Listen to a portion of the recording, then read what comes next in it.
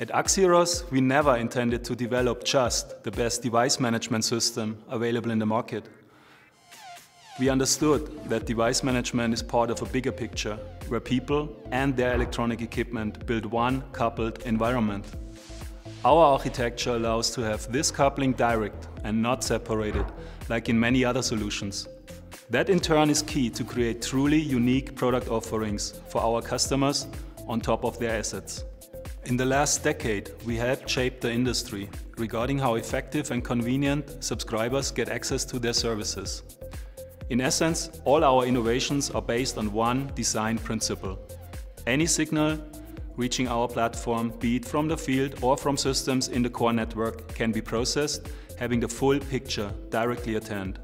That's what we mean with close coupling of users, devices and network infrastructure.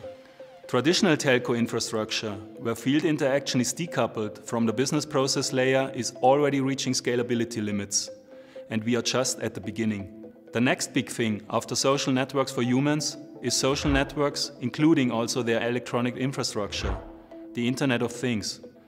The Internet of Things allows to create unprecedented service offerings for providers whose infrastructure can cope with the massive amounts of signals to be processed. When founding the company, we built all open device-specific protocols around a content management system, serving device requests in the same principled way as those of their users. This design is paying off now as a key enabler for service providers to extend their reach to areas and domains outside the traditional customer support and OSS arenas. The Axiros platform is fit to deal with any signal from the field at any scale, fully service-aware, thus avoiding back-end overload situations. This is unique in the industry.